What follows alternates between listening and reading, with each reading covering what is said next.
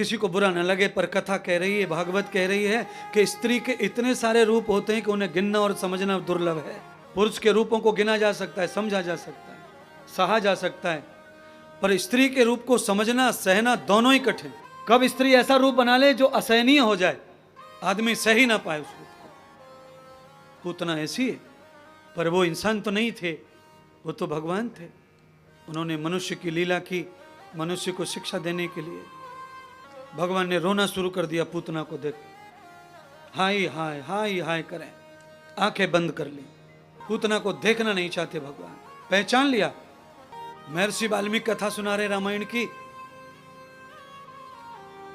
राम के गीत गा रहे, राम के गुण गा रहे, और एक कथा राम की सुना रहा है कालनेमी, वो रावण के गीत गा रहा। कथा दोनों ही गा रहे राम की। कालनेमी भी राम कथा करता था। कालनेमी, ध्यान करो, कालनेमी राम की कथा करता था, पर राम की कथा करते करते वो क्या करता, किसी भी भक्त को, राम भक्त को भक्ति से मिलने नहीं देता था। ऐसी कथा सुनाता था राम की कि कोई भक्त भक्ति से ना मिल सके। तो कालनेमी ने हनुमान को बीच में रोक लिया, वो भक्ति से मिलने जा रहे थे, सीता जी से रास्ते में रोका, राम की कथा चल रही है, हनुमान रुक गए कथा सुनने के लिए। पर हनुमान कथा सुनते सुनते सोच रहे हैं, पर ये कथा क्या सुना रहा है राम के, ये तो रावण के गीत गा रहा है, ये तो राम जी का नाम ही पीछे लेता है, पहले रावण का नाम लेता है, क्यों? कालनेमी के दिल में कपट था, कपटी मुनि था, इसलिए उसकी दशा क्या हुई, वो कथाएं समझ आ देती हैं। पूतना कौन है? एक कपटी भगत है, भगवान से मिलने तो आई है, चाहती तो है, पर कपट लेके आई है, यानी ये पूतना का ही स्वरूप है। निपुत्रान पुत्रीणाम तम पुरुषो धीमहि न पवित्रो कर्मम पुनीतवा सवेताम स्त्रीणाम तथा, ये इसमें अवगुण है। कभी पुत्र को जन्म दिया नहीं, कभी पवित्र कर्म किया नहीं, कभी पितरों के लिए कुछ सोचा नहीं, इसलिए नाम ही पूतना। निपुत्री न पूतो न गति दर्शिताम, औलाद ही नहीं थी उसको, और किसी की औलाद से खुश नहीं रहती थी। देखिए बंधुओं, औलाद नहीं होना ये भाग्य की बात है, पर औलाद नहीं होने पर भी किसी के बच्चे से खुश नहीं होना, ये हमारी बुद्धि की बात है। मैं तो कहता हूं आप गरीब हैं, कोई बात नहीं, पर आपको कोई धनवान व्यक्ति दिखता है तो उससे चिढ़ने की जगह खुश होंगे तो ज्यादा लाभ मिलेगा। आप गरीब और किसी धनवान को देख के नाराज होते हैं तो आप कैसे अच्छे रहेंगे, कैसे प्रसन्न रहेंगे फिर? अरे आपको धन है नहीं, भाग्य में आपके पास धन है नहीं, आप गरीब हैं, और कोई अमीर का दर्शन आपको हुआ है, आपको उसको देख के चिढ़ रहे, परेशान हो रहे ना। प्यासे आदमी को पानी मिलने पर खुशी मिलती है कि दुख कलेश मिलता है? प्यासे आदमी को पानी मिल जाए तो खुशी मिलेगी कि दुख? भूखे को रोटी मिल जाए तो, नंगे को कपड़े मिल जाए तो फिर गरीब को धनवान मिल जाए तो खुशी होना चाहिए, पर हो नहीं रहा है, इसीलिए परेशान रहता है, हमेशा व्यथित रहता है, व्याकुल रहता है, तकलीफ में रहता है। उसके लिए सही मार्ग है ये। भगवान ने ऐसे कपटी भक्त से नेत्र बंद कर ली, आंख बंद कर ली, और यशोदा, गोपी, कोई भी सज्जन महिला इस दुष्ट महिला के संग में ना आ जाए, इसलिए जोर से रोने लगे, सबको अपने पास बुला लिया, अकेली खड़ी रह गई पूतना। एक दिन ऐसा ही होता है छलिया औरत के साथ, कपटी औरत, चुगली चांटी वाली औरत, लड़ाई झगड़ा कराने वाली औरत, इधर की उधर की करने वाली औरत, अपने स्वार्थ के लिए किसी का कुछ भी बुरा कहने वाली औरत, एक दिन अकेली पड़ जाती है। कोई शादी में, ब्याह में, बर्थडे में न्योता नहीं देता, उसको कहता है उसके घर पहुंचा दो थाली भर के, पर आप बुलाओ मत उसको, आग लगा देगी, कुछ न कुछ करके जाएगी, बहुत बुरा हो जाता है। आप में से अगर किसी में ये दोष हो तो आज सुधर जाओ। गुरुजी ने आज बता दिया है कि ऐसी औरत एक दिन अकेली पड़ जाती है, तो हम अकेले नहीं रहना चाहते, हम तो सबके साथ रहना चाहते हैं। कपटी मुनि मत बनो, कपटी पूतना मत बनो, मां बनो। अरे गर्भ नहीं हुआ तो क्या हुआ, यशोदा को गर्भ कहां हुआ, पर मां बनी ना। हमको भी बालक ना हो तो ना हो, मां बन सकते, किसी के बिन बच्चा दिए भी मां बना जा सकता है, बिना जननी बने भी मां बन सकते हैं,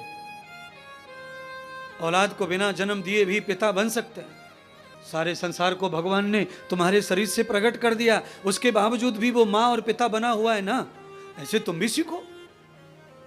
आवश्यक ये नहीं है कि हमारे ही गर्भ से कोई पैदा हो, आवश्यकता यह है कि हमारे दिल में कौन बैठे। अगर दिल में कोई बैठता है, हमारे गर्भ में कोई आता है, हम पिता माता बन गए। पूतना कंस के बहकावे में आ गई, कुछ दुर्जनों के बहकावे में आ गई पूतना, लालच में आ गई थी पूतना, बदला लेने के लिए आ गई थी पूतना। पूतना की बुद्धि भगवान ने फेर दी और वो आई यशोदा के पास। अरे लाओ मेरी गोद में दो बालक को, मैं देवलोक से आई हूं, बालक दूध पिएगा ना मेरा, एकदम शांत होके सो जाएगा। यशोदा को तो इतना लालच था भगवान को शांत और खुश रखने का, पूतना की गोद में पकड़ा दिया। भगवान ने और बुद्धि पूतना को दी। पूतना ने कहा जाओ जाओ अपने बालक के नहाने धोने की तैयारी करो, अरे मैं दूध पिला के पेट भर के सुला के चली जाऊंगी। पूतना ने गोद में लिया कन्हैया जी को, आंचल भर दिया मुंह में। ऐसी माया हुई प्रभु की कि दूध आ गया, प्रभु ने पिया। पर मुश्किल कब आई? जब पूतना को स्मृति हुई, मैं इसे मारने आई हूं और मैं क्या दूध पिला रही हूं, और मेरे आंचल से दूध आया कैसे, मैं तो जहर भर के लाई थी। छोटे बच्चे पर क्या ईर्षा, क्या दुश्मनी निकालना, पर पूतना ने निकाली। जैसे ही पूतना ने स्मरण किया, ध्यान किया, दूध ही जहर बन गया, विष बन गया। भगवान ने पीना बंद कर दिया। शंकर भगवान का ध्यान किया, एक कल्याणकर्ता पधारो शिव, ये पूतना मेरी मां बनी है, इसका उद्धार करो। भागवत आचार्य कहते हैं कि भगवान शंकर वहां प्रकट हो गए अपरोक्ष रूप से, और पूतना के दूध क्या प्राणों को भी पी गए भगवान शंकर। पूतना का कल्याण हुआ। सारे गांव वासियों ने पूतना को उठाया और जमीन में गाड़ दिया। नंद बाबा कन्हैया जी को गोद में लेके गौशाला गए, और भगवान ने अलाय बलाय उतारने के लिए गौ माता की परिक्रमा दिलवाई, और गाय के नीचे बिठा करके मूत्र से स्नान कराया, गाय के आंचल को धार मार कर स्नान कराया, दूध से, दही से, घृत से, शहद से, यमुना के जल से।